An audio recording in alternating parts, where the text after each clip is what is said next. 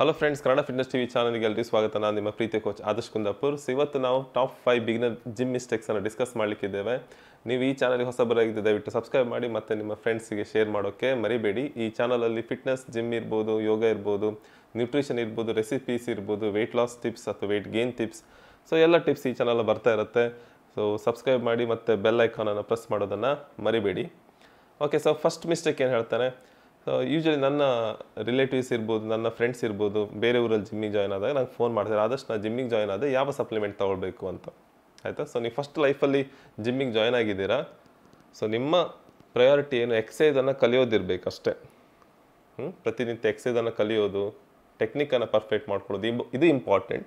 ಅದಾದ ನಂತರ ನಿಮ್ಮ ಫುಡ್ ಸಿಸ್ಟಮಲ್ಲಿ ಸ್ವಲ್ಪ ವೇರಿಯೇಷನ್ ಮಾಡಬೇಕು. ಸ್ವಲ್ಪ ಪ್ರೋಟೀನ್ ರಿಚ್ ಫುಡ್ ತೊಗೊಳ್ಬೇಕು, ಸ್ವಲ್ಪ ಹೆಲ್ತಿ ವರ್ಷನನ್ನು ಆಪ್ಟ್ ಮಾಡಬೇಕು. ಆಯಿತಾ? ಇದೆಲ್ಲ ಆದ ನಂತರ ನಿಮಗೆ ಏನೋ ಒಂದು ಪ್ರೋಟೀನ್ ಕೊರತೆ ಇದೆ ಅಂದರೆ ಆಗ ಸಪ್ಲಿಮೆಂಟ್ ತೊಗೊಳ್ಬೇಕು. ಸೊ ಸಪ್ಲಿಮೆಂಟ್ ಅಂದರೆ ಬೈ ಡೆಫಿನೇಷನ್ ನಿಮ್ಮ ಫುಡ್ಡಲ್ಲಿ ನಿಮಗೆ ಏನೋ ಒಂದು ಕೊರತೆ ಇದೆ, ಅದನ್ನು ಹೊರಗಿಂದ ಸಪ್ಲೈ ಮಾಡ್ತಾ ಇದ್ದೇವೆ, ಅದಕ್ಕೆ ಸಪ್ಲಿಮೆಂಟ್ ಅನ್ನೋದು. ಒಂದು ವೇಳೆ ಪ್ರೋಟೀನ್ನ ಕೊರತೆ ಇದ್ದರೆ ನೀವು ವೇ ಪ್ರೋಟೀನ್ ತಿನ್ನಿ, ಅಥವಾ ಕ್ರಿಯೇಟಿನ್ನ ಕೊರತೆ ಇದೆ ಕ್ರಿಯೇಟಿನ್ ಆ್ಯಡ್ ಮಾಡಿ. ಅದು ಫಸ್ಟಿಗೆ ನಿಮ್ಗೆ ಗೊತ್ತಾಗೋದಿಲ್ಲ. ಮತ್ತು ಸಪ್ಲಿಮೆಂಟ್ ಜಿಮ್ ಹೋಗುವವರಿಗೆ ಸಪ್ಲಿಮೆಂಟ್, ಜಿಮ್ ಹೋಗದಿದ್ದವರಿಗೆ ಸಪ್ಲಿಮೆಂಟ್ ಅಂತ ಇಲ್ಲ. ಸಪ್ಲಿಮೆಂಟ್ ಎಲ್ರಿಗೂ ಒಂದೇ. ಆಯಿತಾ? ಸೊ ಅವರವರ ಕೊರತೆಗಳನ್ನು ನೋಡಿಕೊಂಡು ಸಪ್ಲಿಮೆಂಟನ್ನು ಆ್ಯಡ್ ಮಾಡಬೇಕಾಗತ್ತೆ. ಹಾಗಿರೋದ್ರಿಂದ ಫಸ್ಟ್ ಇದು ಥಿಂಕ್ ಮಾಡಬೇಡಿ, ಸರ್ ನಾನು ಜಿಮ್ಮಿಗೆ ಜಾಯ್ನ್ ಆದರೆ ಯಾವ ಸಪ್ಲಿಮೆಂಟ್ ತಗೊಳ್ಬೇಕು. ನೀವು ಜಿಮ್ಮಿಗೆ ಜಾಯ್ನ್ ಆಗಿದೆ, ಫಸ್ಟ್ ಎಕ್ಸಸೈಸ್ ಬಗ್ಗೆ ಕಾನ್ಸಂಟ್ರೇಟ್ ಮಾಡಿ, ಎಕ್ಸಸೈಸ್ನ ಟೆಕ್ನಿಕನ್ನು ಕಲಿಯಿರಿ. ಅದಾದ ನಂತರ ಫುಡ್ಡನ್ನು ಸರಿ ಮಾಡ್ಕೊಳ್ಳಿ. ನೆಕ್ಸ್ಟ್ ಸ್ಟೆಪ್ ನೀವು ಬೇಕಾದ ಸಪ್ಲಿಮೆಂಟನ್ನು ಆ್ಯಡ್ ಮಾಡಿ. ಸೊ ನಿಮ್ಮ ಜಿಮ್ ಕೋಚ್ ಇರ್ಬೋದು ಅಥವಾ ನಿಮ್ಮ ಟ್ರೈನರ್ ಹೇಳಿದರೆ ಸಪ್ಲಿಮೆಂಟ್ ತೊಗೊಳ್ಳಿ ಅಂತ, ಸೊ ಆಗ ನೀವು ಅವತ್ತು ಡಿಸ್ಕಸ್ ಮಾಡಿ, ನಾನು ಫುಡ್ಡಲ್ಲಿ ಹೀಗೆಲ್ಲ ತೊಗೊಳ್ತಾ ಇದ್ದೇನೆ, ಈ ಥರ ಎಲ್ಲ ಫುಡ್ ತೊಗೊಳ್ತಾ ಇದ್ದೇನೆ, ಸೊ ಯಾವ್ದು ಕೊರತೆ ಇದೆ ಅದನ್ನು ಬೇಕಾದರೆ ಆ್ಯಡ್ ಮಾಡುವ ಅಂತ ಹೇಳಿ. ಸೊ ವೇ ಪ್ರೋಟೀನ್ ನಿಮಗೆ ಅಫೋರ್ಡ್ ಮಾಡ್ಲಿಕ್ಕೆ ಆಗದಿದ್ದರೆ ನೀವು ಫಿಶ್ ಇರ್ಬೋದು, ಸೋಯಾ ಇರ್ಬೋದು, ಎಗ್ ವೈಟ್ಸ್ ಇರ್ಬೋದು, ಪನೀರ್ ಇರ್ಬೋದು, ಅಥವಾ ಸ್ಕಿಮ್ ಮಿಲ್ಕ್ ಇರ್ಬೋದು, ಇದನ್ನು ನೀವು ಆ್ಯಡ್ ಮಾಡ್ಕೊಳ್ಬೋದು ಡಯಟಲ್ಲಿ. ಸೊ ಸಪ್ಲಿಮೆಂಟ್ ಕಡ್ಡಾಯವಾಗಿ ಬೇಕಂತ ಏನೂ ಇಲ್ಲ. ಸೊ ಇದು ಫಸ್ಟ್ ಮಿಸ್ಟೇಕ್, ಸಪ್ಲಿಮೆಂಟ್ ಕೊಡಬೇಕು ಅಷ್ಟೇ. ಸೊ ನೀವು ಜಿಮ್ ಜಾಯ್ನ್ ಆಗಿದ್ದರೆ ಫಸ್ಟ್ ಕೆಲಸ ಸಪ್ಲಿಮೆಂಟ್ ತೊಗೊಳ್ಳೋದಲ್ಲ. ಸೊ ಫಸ್ಟ್ 1 ಮಂತ್ 2 ಮಂತ್ ಯಾವ ಸಪ್ಲಿಮೆಂಟ್ ಬೇಡ. ಒಂದು ವೇಳೆ ನಿಮ್ಗೆ ಅಂತೂ ಪ್ರೋಟೀನ್ನ ಕೊರತೆ ಇದ್ದರೆ ಆಗ ತಗೊಳ್ಳಿ, ಅದು ಅಷ್ಟು ಇಂಪಾರ್ಟೆಂಟ್ ಅಲ್ಲ. ಮತ್ತು ಸಪ್ಲಿಮೆಂಟ್ ನಿಮಗೆ ಎಲ್ಲದರಲ್ಲೂ ರಿಸಲ್ಟ್ ಕೊಡೋದು ಒಂದು 5% ಮಾತ್ರ. ಸೊ ಹೆಚ್ಚಿನವರಿಗೆ ಒಂದು ಪ್ರೋಟೀನ್, ಒಳ್ಳೆ ಕಾಸ್ಟ್ಲಿ ಪ್ರೋಟೀನ್ ಪೌಡರ್ ಕುಡಿದ ಕೂಡಲೇ ತುಂಬ ರಿಸಲ್ಟ್ ಬರುತ್ತೆ, ಒಂದು 200% ರಿಸಲ್ಟ್ ಬರುತ್ತೆ ಅಂತ ಎಕ್ಸ್ಪೆಕ್ಟೇಷನ್ ಇರುತ್ತೆ. ಆದರೆ ಸಪ್ಲಿಮೆಂಟ್ ನಿಮಗೆ ನಿಮ್ಮ ಬಾಡಿಯಲ್ಲಿ ತರುವ ರಿಸಲ್ಟ್ ಎಷ್ಟೋ ಒಂದು 5ರಿಂದ 10%. ಉಳಿದದ್ದು ಎಲ್ಲ 90% ರಿಸಲ್ಟ್ ಬರೋದು ನಿಮ್ಮ ಫುಡ್ ಮೇಲೆ, ಸ್ಲೀಪ್ ಮೇಲೆ. ಸೊ ನೀವು ಕರೆಕ್ಟಾಗಿ ನ್ಯೂಟ್ರಿಷನನ್ನು ಫಾಲೋ ಮಾಡಿದ್ದೀರಾ, ಫುಡ್ಡನ್ನು ಕರೆಕ್ಟಾಗಿ ತೊಗೊಳ್ತಾ ಇದ್ದೀರಾ, ಟೈಮ್ ಟು ಟೈಮ್ ಕನ್ಸಿಸ್ಟೆಂಟ್ ಆಗಿದ್ದೀರಾ, ಅದಾದ ನಂತರ ನಿಮ್ಮ ವರ್ಕೌಟ್ ಸರಿಯಾಗಿ ಆಗ್ತಾಯಿದೆ, ಕನ್ಸಿಸ್ಟೆಂಟಾಗಿ ಆಗ್ತಾಯಿದೆ, ಟೆಕ್ನಿಕಲಿ ಸರಿ ಇದ್ದೀರಾ, ಆಗ ಮಾತ್ರ ನಿಮಗೆ ರಿಸಲ್ಟ್ ಬರುತ್ತೆ. ನೀವೇನೆಲ್ಲ ಮಾಡಿ ಒಂದು ವೇ ಪ್ರೋಟೀನ್ ಕುಡಿದ್ರೆ ರಿಸಲ್ಟ್ ಖಂಡಿತ ಬರಲ್ಲ. ಇದು ಫಸ್ಟ್ ಮಿಸ್ಟೇಕ್. ಸೆಕೆಂಡ್ ಮಿಸ್ಟೇಕ್ ಏನಂದರೆ ಹೆವಿ ವೇಟ್ ಯೂಸ್ ಮಾಡೋದು. ಸೊ ನಾವು ಜಿಮ್ಮಿಗೆ ಜಾಯ್ನ್ ಆಗ್ತೇವೆ, ಜಾಯ್ನ್ ಆದ ಕೂಡಲೇ ನಮಗೇನು ಅನಿಸುತ್ತೆ, ಇವತ್ತು 2.5 kg ಡಂಬಲ್ಸ್ ಯೂಸ್ ಮಾಡಿದೆ ನಾನು, ನೆಕ್ಸ್ಟ್ ವೀಕ್ 5 kg ಯೂಸ್ ಮಾಡ್ತೇನೆ, ಅದು ನೆಕ್ಸ್ಟ್ ವೀಕ್ 7.5 kg ಯೂಸ್ ಮಾಡ್ತೇನೆ, ಈ ಥರ ಥಿಂಕಿಂಗ್ ಇರುತ್ತೆ. ನಾನು ಇವತ್ತು ಬೆಂಚ್ ಪ್ರೆಸ್ 20 kg ಮಾಡಿದೆ, ನಾನು ನೆಕ್ಸ್ಟ್ 30 ಮಾಡಬೇಕು, ಎಷ್ಟು ಬೇಗ ಹೆಚ್ಚು ವೇಟ್ ಎತ್ತೋದು, ಇದ್ರ ಬಗ್ಗೆ ತಲೆ ಬಿಸಿ ಇರುತ್ತೆ. ಸೊ ನಾನು ಯಾರಾದ್ರು ಹೊಸಬರಿಗೆ ಟ್ರೈನಿಂಗಲ್ಲಿ ಎಕ್ಸಸೈಸ್ ಹೇಳಿ ಕೊಡ್ತಾ ಇದ್ದರೆ ಅವ್ರು ನೆಕ್ಸ್ಟ್ ಕ್ವಶನ್ ಕೇಳ್ತಾರೆ, ಸರ್ ಎಷ್ಟು ವೇಟ್ ತೊಗೊಳ್ಳೋದು. ಸೊ ಎಷ್ಟು ವೇಟ್ ತೊಗೊಳ್ಳೋದು ಬೇಡ. ನೀವು ಕಡಿಮೆ ವೇಟಲ್ಲಿ ಫಸ್ಟ್ ಟೆಕ್ನಿಕನ್ನು ಪ್ರಾಕ್ಟೀಸ್ ಮಾಡಿ, ನಿಮ್ಗೆ ಕರೆಕ್ಟ್ ಆ ಮಸಲ್ಸಲ್ಲಿ ಆ ಲೋಡ್ ಫೀಲ್ ಆಗ್ತಾ ಇದ್ದರೆ ಆನಂತರ ವೇಟನ್ನು ಇನ್ಕ್ರೀಸ್ ಮಾಡಿ. ಇದು ನಿಮ್ಮ ಕಾರ್ ಅಥವಾ ಬೈಕ್ ಕಲಿತ ಹಾಗೆ. ನೀವು ಕಾರ್ ಮತ್ತು ಬೈಕ್ ಕಲಿಯುವಾಗ ಹೇಗೆ ಕಲಿತೀರಾ, ಫಸ್ಟಿಗೆ ಕ್ಲಚ್, ಬ್ರೇಕು ಅಲ್ಲ, ಎಕ್ಸಲರೇಟರ್, ಇದ್ರ ಬಗ್ಗೆ ಎಲ್ಲ ಕಾನ್ಸಂಟ್ರೇಟ್ ಮಾಡ್ತೀರಲ್ಲ. ಕಾರ್ ಕಲಿತೀರಾ, ಕಾರನ್ನು ಡ್ರೈವ್ ಮಾಡೋದು ಕಲಿತೀರಾ, ಬೈಕ್ ಬಿಡೋದನ್ನು ಕಲಿತೀರಾ, ಬೈಕನ್ನು ನಿಲ್ಲಿಸೋದನ್ನು ಕಲಿತೀರಾ ಅಲ್ವಾ. ಸೊ ಇಲ್ಲೆಲ್ಲೂ ಕೂಡ ನೀವು ತುಂಬ ಸ್ಪೀಡ್ ಹೋಗೋದಕ್ಕೆ ಥಿಂಕ್ ಮಾಡಲ್ಲ, ಏನಾಗುತ್ತೆ, ಆಕ್ಸಿಡೆಂಟ್ ಆಗುತ್ತೆ. ಸೊ ಅದೇ ಥರ ಹೊಸಬ್ರಾಗಿ ನೀವು ತುಂಬ ಹೆವಿ ವೇಟ್ ಎತ್ತಲಿಕ್ಕೆ ಹೋದರೆ ಆಗ ಇಂಜುರಿ ಆಗೋ ಚಾನ್ಸಸ್ ಇರುತ್ತೆ. ಆಯಿತಾ? ಮತ್ತದು ಫೂಲಿಶ್ನೆಸ್. ಸೊ ದೊಡ್ಡ ಫೂಲಿಶ್ನೆಸ್ ಜಿಮ್ಮಲ್ಲಿ ಹೊಸಬ್ರು ತುಂಬ ವೇಟ್ ಎತ್ತಲಿಕ್ಕೆ ಹೋಗೋದು, ಅದರಷ್ಟು ದೊಡ್ಡ ಫೂಲಿಶ್ನೆಸ್ ಯಾವುದೂ ಇಲ್ಲ ಜಿಮ್ಮಲ್ಲಿ. ಹೊಸಬ್ರ ಕೆಲಸ ಏನು, ಬರೀ ಎಕ್ಸಸೈಸ್ ಟೆಕ್ನಿಕನ್ನು ಕಲಿಯೋದು, ಎಕ್ಸಸೈಸನ್ನು ಕರೆಕ್ಟಾಗಿ ಮಾಡೋದು. ಅವ್ರು ಇನ್ನೊಂದು ಸಲ ಎಕ್ಸಸೈಸ್ ಮಾಡಿದರೆ ಮಿಸ್ಟೇಕ್ ಆಗಬಾರ್ದು, ಅಲ್ಲಿವರೆಗೆ ಅವ್ರು ಪರ್ಫೆಕ್ಟ್ ಮಾಡಬೇಕು ಆ ಟೆಕ್ನಿಕನ್ನು. ಒಂದು ಸಲ ಎಕ್ಸಸೈಸ್ ಟೆಕ್ನಿಕ್ ಪರ್ಫೆಕ್ಟ್ ಆಯಿತು ಅಂತ ಅವ್ರಿಗೆ ಅನಿಸಿದರೆ ಆ ನಂತರ ವೆಯ್ಟನ್ನು ಜಾಸ್ತಿ ಮಾಡಬೇಕು. ಇದು ಸೆಕೆಂಡ್ ಮಿಸ್ಟೇಕ್.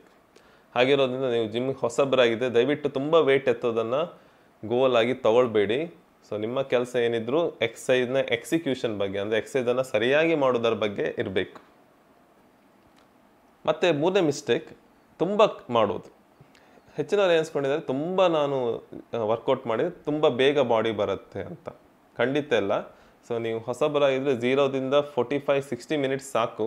ಅದ್ರ ನಂತರ ನೀವು ಜಾಸ್ತಿ ವರ್ಕೌಟ್ ಮಾಡಿದರೆ ಬಾಡಿ ಅದನ್ನು ಸ್ಟ್ರೆಸ್ ಆಗಿ ಕನ್ಸಿಡರ್ ಮಾಡುತ್ತೆ. ಆ ಸ್ಟ್ರೆಸ್ ನಿಮ್ಮ ಬಾಡಿಯನ್ನು ಬ್ರೇಕ್ ಡೌನ್ ಮಾಡುತ್ತೆ ಹೊರತು ಬಿಲ್ಡ್ ಮಾಡಲ್ಲ. ಸೊ 0ದಿಂದ 60 ಮಿನಿಟ್ಸ್ ನಿಮ್ಮ ಬಾಡಿ ಅನಬಾಲಿಕ್ ಥರ ಬಿಹೇವ್ ಮಾಡುತ್ತೆ, ಬ್ರೈನ್ ಕೂಡ. ಅದ್ರ ನಂತರ ಆಫ್ಟರ್ 60 ಮಿನಿಟ್ಸ್ ಅದು ಮೇ ಬಿ ಕೆಟಬಾಲಿಕ್ ಕೂಡ ಆಗ್ಬೋದು. ಅದು ನೀವು ತುಂಬ ವರ್ಕೌಟ್ ಮಾಡಿದರೆ ನಿಮ್ಮ ಮಸಲ್ಸ್ ಬಿಲ್ಡ್ ಆಗದೇ ಇರ್ಬೋದು. ಸೊ ಹೊಸಬ್ರಾಗಿದ್ದರೆ ನೀವು 45-60 ನಿಮಿಷ ಸಾಕು ನಿಮಗೆ ದಿನಕ್ಕೆ. ನೀವು ದಿನಕ್ಕೆ 2 ಸಲ ಜಿಮ್ ಮಾಡೋ ಅಗತ್ಯ ಇಲ್ಲ. ಹೊಸಬ್ರಾಗಿದ್ದರೆ ವಾರಕ್ಕೆ 4-5 ಒಳ್ಳೆ ಒಂದು ಕ್ವಾಲಿಟಿ ಸೆಷನ್ಗಳು ಸಾಕಾಗುತ್ತೆ. ಮತ್ತು 2 ಗಂಟೆ ವರ್ಕೌಟ್ ಖಂಡಿತ ಬೇಡ, ಆಯಿತಾ. ಸೊ ನೀವು ವೆಯ್ಟ್ ಲಾಸ್ ಮಾಡಬೇಕು, ನನಗೆ ನಾವು 1 ಗಂಟೆ ಕಾರ್ಡಿಯೋ ಮಾಡ್ತೇನೆ ದಿನಕ್ಕೆ, 1 ಗಂಟೆ ವೆಯ್ಟ್ ಟ್ರೈನಿಂಗ್ ಮಾಡ್ತೇನೆ ಅಂದರೆ ಆಗ ನೀವೇನು ಮಾಡಿ, ಕಾರ್ಡಿಯೋನ ಬೇರೆ ಟೈಮಲ್ಲಿ ಮಾಡಿ, ವೆಯ್ಟ್ ಟ್ರೈನಿಂಗನ್ನು ಬೇರೆ ಟೈಮಲ್ಲಿ ಮಾಡಿ. ಇಲ್ಲ ಕಾರ್ಡಿಯೋನ ಅವಾಯ್ಡ್ ಮಾಡಿ ಬರೀ ವೆಯ್ಟ್ ಟ್ರೈನಿಂಗನ್ನೇ ಮಾಡಿ. ಸೊ ಹೊಸಬ್ರು ನೀವು ತುಂಬ ಹೊತ್ತು ಜಿಮ್ಮಲ್ಲಿ ಟೈಮ್ ಸ್ಪೆಂಡ್ ಮಾಡಲಿಕ್ಕಿಲ್ಲ, ಆಯಿತು. ಸೊ ಇದು 3ನೇ ಮಿಸ್ಟೇಕ್. 4ನೇ ಮಿಸ್ಟೇಕ್ ಏನಂದರೆ ತುಂಬ ಬೇಗ ರಿಸಲ್ಟನ್ನು ಎಕ್ಸ್ಪೆಕ್ಟ್ ಮಾಡೋದು.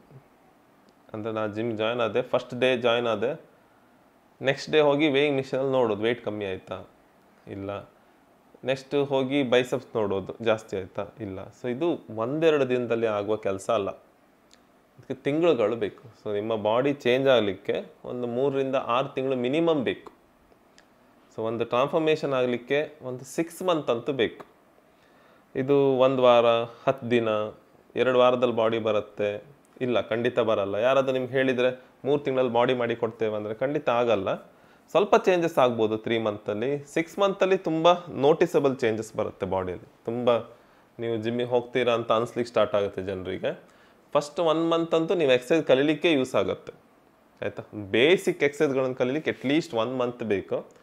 ಆನಂತರ ನೀವು ಎಕ್ಸಸೈಸನ್ನು ಮಾಡ್ತೀರಾ 2nd ಮಂತ್ 3rd ಮಂತ್, ಹಾಗೆ ನಿಧಾನ ಬಾಡಿ ಬಿಲ್ಡ್ ಆಗ್ತಾ ಹೋಗುತ್ತೆ. 6 ಮಂತ್ ಆಗುವಾಗ ಒಂದು ನೋಡಲಿಕ್ಕೆ ಜಿಮ್ ಹೋಗ್ತಾ ಇದ್ದಾನೆ ಅನಿಸೋ ಥರ ಬಾಡಿ ಬಿಲ್ಡ್ ಆಗುತ್ತೆ. ಸೊ ಇಲ್ಲಿ ನೀವು ತುಂಬ ತಾಳ್ಮೆ ತೊಗೊಳ್ಬೇಕಾಗತ್ತೆ. ಹೇಗೆ ಒಂದು ಮಗು ಹುಟ್ಟಲಿಕ್ಕೆ 9 ತಿಂಗಳು ಬೇಕೋ ಅದೇ ಥರ ಒಂದು ಬಾಡಿ ಚೇಂಜ್ ಆಗಲಿಕ್ಕೆ ಒಂದು 6-12 ತಿಂಗಳು ಖಂಡಿತ ಬೇಕು. ಸೊ ನಿಮಗೆ ಮದುವೆ ಇದೆ ಹತ್ತಿರ, ಲಾಸ್ಟ್ 1 ತಿಂಗಳಿದ್ದಾಗ ಜಿಮ್ ಜಾಯ್ನ್ ಆಗಿ ಚೇಂಜ್ ಆಗಲ್ಲ ಬಾಡಿ, ಆಯಿತಾ. ಸೊ ಅಟ್ಲೀಸ್ಟ್ ಒಂದು 6 ತಿಂಗಳು 1 ವರ್ಷ ಮುಂಚೆ ಪ್ಲ್ಯಾನ್ ಮಾಡಿ, ಆಗ ನೀವು ಕರೆಕ್ಟಾಗಿ ನಿಮಗೆ ಬೇಕಾದ ಟೈಮಲ್ಲಿ ನಿಮಗೆ ಬೇಕಾದ ಶೇಪಲ್ಲಿ ಇರಲಿಕ್ಕಾಗತ್ತೆ, ಆಯಿತಾ. ಸೊ ಒಂದು 9 ತಿಂಗಳು ಮಗು ಬರಲಿಕ್ಕೆ ಎಷ್ಟು ಪ್ರೋಸೆಸ್ ಇದೆ ಅಷ್ಟೇ ಪ್ರೋಸೆಸ್ ಬಾಡಿ ಚೇಂಜ್ ಆಗಲಿಕ್ಕೆ ಕೂಡ ಅಷ್ಟೇ ಇದೆ. ಇದು 2 ಪ್ರೋಸೆಸ್ಸನ್ನು ಸ್ಪೀಡ್ ಮಾಡಲಿಕ್ಕೆ ಆಗಲ್ಲ ನಿಮಗೆ. ನೀವು ವರ್ಲ್ಡ್ ಬೆಸ್ಟ್ ಟ್ರೈನರ್ ತೊಗೊಂಡ್ರು, world best supplement, world best gym ತೊಗೊಂಡ್ರು, ಎಲ್ಲದೂ ಪರ್ಫೆಕ್ಟ್ ವರ್ಕೌಟ್ ಮಾಡಿದ್ರು, ಎಲ್ಲದೂ ಪರ್ಫೆಕ್ಟ್ ಸಪ್ಲಿಮೆಂಟೇಷನ್ ಮಾಡಿದ್ರು ಕೂಡ ನಿಮ್ಮ ಬಾಡಿ ಚೇಂಜ್ ಆಗಲಿಕ್ಕೆ ಟೈಮ್ ಬೇಕಾಗತ್ತೆ. ಹಾಗಿರೋದ್ರಿಂದ ತಾಳ್ಮೆಯಿಂದ ಇರಿ. ಸೊ ನಮಗೆ ಕಣ್ಣು ಮುಚ್ಚಿ ಕಣ್ಣು ತೆರೆಯೋದ್ರಲ್ಲಿ 1 ವರ್ಷ ಆಗಿಬಿಡುತ್ತಲ್ಲ. ಸೊ ಮೊನ್ನೆಷ್ಟೇ 2019, ರೀಸೆಂಟ್ಲಿ 2020 ಸ್ಟಾರ್ಟ್ ಆಯಿತು, 2020 ಮುಗಿತಾ ಬಂದಿದೆ. ಅಂದರೆ ಸ್ವಲ್ಪ ಟೈಮಲ್ಲೇ ನಮಗೆ ಆಲ್ಮೋಸ್ಟ್ 1 ವರ್ಷ ಕಳೆದುಬಿಡತ್ತೆ ಜಿಮ್ಮಿಗೆ ಜಾಯ್ನ್ ಆಗಿ. ನೀವು ಕನ್ಸಿಸ್ಟೆಂಟಾಗಿ ಪ್ರತಿನಿತ್ಯ ಜಿಮ್ಮಿಗೆ ಹೋಗೋ ಅಭ್ಯಾಸ ಇದ್ದರೆ ಖಂಡಿತ ನಿಮ್ಮ ಬಾಡಿಯಲ್ಲಿ ಚೇಂಜಸ್ ಆಗೇ ಆಗುತ್ತೆ. ಪ್ರತಿದಿನ ನಿಮಗೆ ಆ ರಿಸಲ್ಟ್ ತೋರ್ಲಿಕ್ಕಿಲ್ಲ. ಸೊ ಇವತ್ತು ವರ್ಕೌಟ್ ಮಾಡಿದೆ, ಮಿರರ್ ಹತ್ರ ನೋಡಿದೆ, ಏನೂ ತೋರ್ತಾ ಇಲ್ಲ, ಏನೂ ಚೇಂಜಸ್ ಆಗಿಲ್ಲ. ಇದೇ ಥರ ಪ್ರತಿನಿತ್ಯ ನೋಡ್ತಾ 1 ವರ್ಷ ಆದಾಗ ಚೇಂಜಸ್ ಆಗುತ್ತೆ. ಸೊ ನಾವು ಎಣಿಸ್ಕೊಳ್ತೇವೆ ಏನೂ ಚೇಂಜಸ್ ಆಗಿಲ್ಲ, ಯಾಕೆ ನಮ್ಮ ಬಾಡಿಯನ್ನು ನಾವು ಪ್ರತಿನಿತ್ಯ ನೋಡ್ತೇವೆ, ನಮ್ಗೆ ಗೊತ್ತಾಗೋದಿಲ್ಲ. ಆದರೆ ನಿಮ್ಮ ಫ್ರೆಂಡ್ಸ್ ಇರ್ಬೋದು, ನಿಮ್ಮ ಫ್ಯಾಮಿಲಿ ಇರ್ಬೋದು, ಅಥವಾ ದೂರದ ರಿಲೇಟಿವ್ಸ್ ಇರ್ಬೋದು, ಅವ್ರು 1 ವರ್ಷ ನಂತರ ನಿಮ್ಮನ್ನು ನೋಡಿದಾಗ ಅವರು ನೋಟಿಸ್ ಮಾಡ್ತಾರೆ ಆ ಚೇಂಜಸ್ಸನ್ನು. ಸೊ ತಾಳ್ಮೆಯಿಂದ ಇರಿ. ಸೊ ಮಸಲ್ಸ್ ಅನ್ನೋದು ತುಂಬ ಪ್ರೀಮಿಯಂ ಬಾಡಿಗೆ, ಅದು ಸ್ಲೋವಾಗಿ ಬಿಲ್ಡ್ ಮಾಡೋದು. ಸೊ ಯಾವುದು ಸ್ಲೋವಾಗಿ ಬಿಲ್ಡ್ ಆಗುತ್ತೆ ಅದು ಸ್ಲೋವಾಗಿ ಹೋಗುತ್ತೆ. ಒಂದು ವೇಳೆ ಫಾಸ್ಟಾಗಿ ಬಂದರೆ ಅದು ಫಾಸ್ಟಾಗಿ ಹೋಗೋ ಚಾನ್ಸಸ್ ಕೂಡ ಇರುತ್ತೆ. ಸೊ ನೀವು ಶಾರ್ಟ್ಕಟ್ ಯೂಸ್ ಮಾಡಿ ಮಸಲ್ಸ್ ಬಿಲ್ಡ್ ಮಾಡಿದ್ರು ಕೂಡ ಅದು ಆ ಟೈಮಲ್ಲಿ ಮಾತ್ರ ಉಳಿತದೆ. ಆ ಶಾರ್ಟ್ಕಟ್ಟಿಂದ ಹೊರಗೆ ಬಂದಾಗ ಅದು ಹೋಗುತ್ತೆ, ಸೊ ಅದು ಉಳ್ಕೊಳ್ಳಲ್ಲ. ಸೊ ನೀವು ಲಾಂಗ್ ಟೈಮ್ ಒಂದು ಕನ್ಸಿಸ್ಟೆಂಟಾಗಿ ಹಾರ್ಡ್ ವರ್ಕ್ ಮಾಡಿ ಎಲ್ಲದೂ ಪ್ಲ್ಯಾನ್ ಮಾಡಿ ಒಂದು ಒಳ್ಳೆ ವರ್ಕೌಟ್ ಮಾಡಿ ಬಿಲ್ಡ್ ಮಾಡಿದ ಮಸಲ್ಸ್ ಅಷ್ಟು ಬೇಗ ಹೋಗಲ್ಲ. ಸೊ ಅಷ್ಟು ಬೇಗ ಮಸಲ್ಸ್ ಬರಲ್ಲ, ಅಷ್ಟು ಬೇಗ ಮಸಲ್ಸ್ ಹೋಗಲ್ಲ.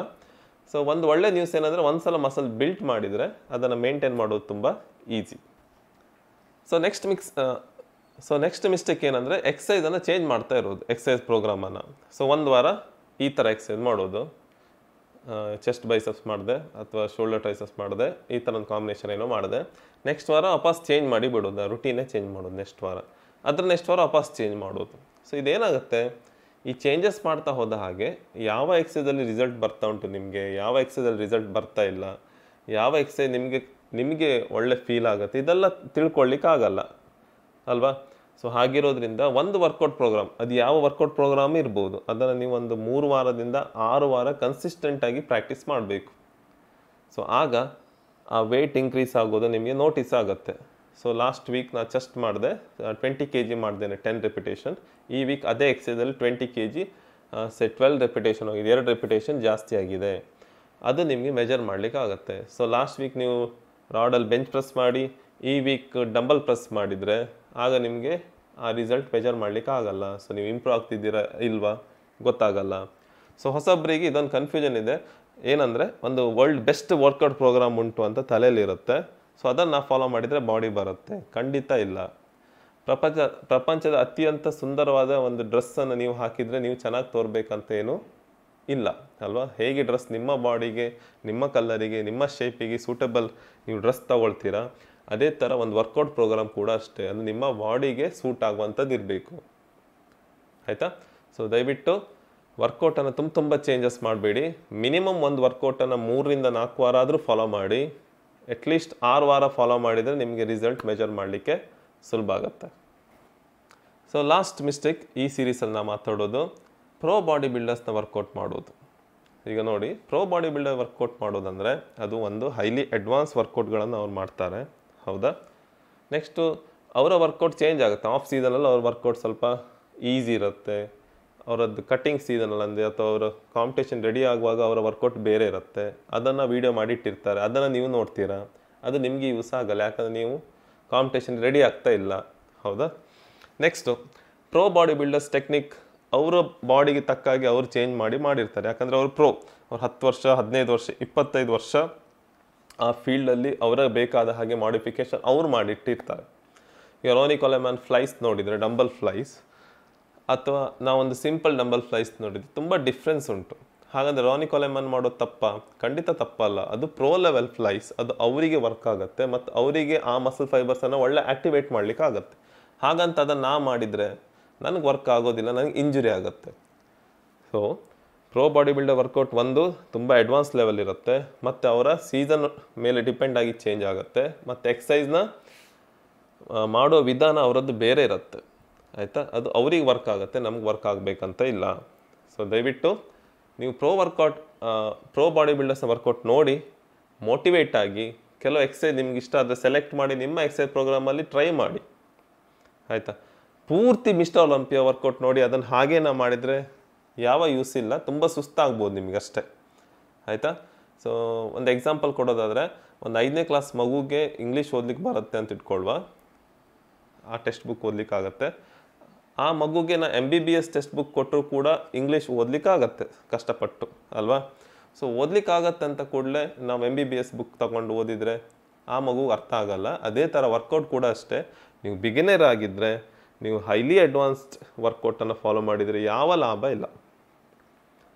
ಸೊ ಇದೊಂದು ವಿಷಯ ಮನಸ್ಸಿಂದ ಬಿಟ್ಬಿಡಿ, ಆದರೆ ಅವರಿಂದ ಮೋಟಿವೇಟ್ ಆಗಿ. ಸೊ ಪ್ರೋ ಬಾಡಿ ಬಿಲ್ಡರ್ ಅವರ ವರ್ಕೌಟ್ ಇರ್ಬೋದು, ಅವರ ಎಕ್ಸಸೈಸ್ ಟೆಕ್ನಿಕ್ ಇರ್ಬೋದು, ಅವರ ಮಾಡಿಫಿಕೇಷನನ್ನು ಅಬ್ಸರ್ವ್ ಮಾಡಿ ಅದರಿಂದ ಕಲ್ತ್ಕೊಂಡು ಕೆಲವು ಎಕ್ಸಸೈಸಲ್ಲಿ ನೀವು ಚೇಂಜಸ್ ಮಾಡ್ಕೊಳ್ಳಿ, ಆಯಿತಾ. ಸಣ್ಣ ಚೇಂಜಸ್ ನೀವು ಮಾಡ್ಕೊಳ್ಳಿ ನಿಮ್ಮ ಬಾಡಿಗೆ ತಕ್ಕ ಹಾಗೆ.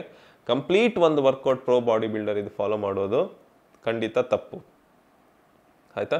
ಸೊ ಇದು 5 ಮಿಸ್ಟೇಕ್ಸ್ ಹೊಸಬ್ರದ್ದು. ಇಂಥ ತುಂಬ ಮಿಸ್ಟೇಕ್ಸ್ಗಳಿದೆ, ಇದರ ತುಂಬ ಸೀರೀಸ್ ಈ ಚಾನಲಲ್ಲಿ ಬರಲಿಕ್ಕಿದೆ. ಸೊ ನಿಮ್ಮ ಫ್ರೆಂಡ್ಸ್ ಯಾರಾದರೂ ರೀಸೆಂಟ್ಲಿ ಜಿಮ್ಮಿಗೆ ಜಾಯ್ನ್ ಆಗಿರ್ಬೋದು ಅಥವಾ ನೀವು ಆಲ್ರೆಡಿ ಜಿಮ್ಮಿಗೆ ಹೋಗ್ತಾ ಇರ್ಬೋದು.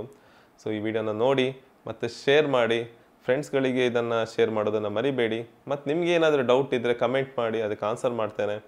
ಮತ್ತು ಬೇರೆ ಯಾವುದಾದ್ರು ಟಾಪಿಕ್ ನೀವು ಸಜೆಸ್ಟ್ ಮಾಡಿದರೆ ನಾನು ಖಂಡಿತ ಅದನ್ನು ವಿಡಿಯೋ ಮಾಡಲಿಕ್ಕೆ ಟ್ರೈ ಮಾಡ್ತೇನೆ. ಸೊ ಇದೇ ಥರ ಸಪೋರ್ಟ್ ಕೊಡ್ತಾ ಇರಿ. ಥ್ಯಾಂಕ್ಸ್.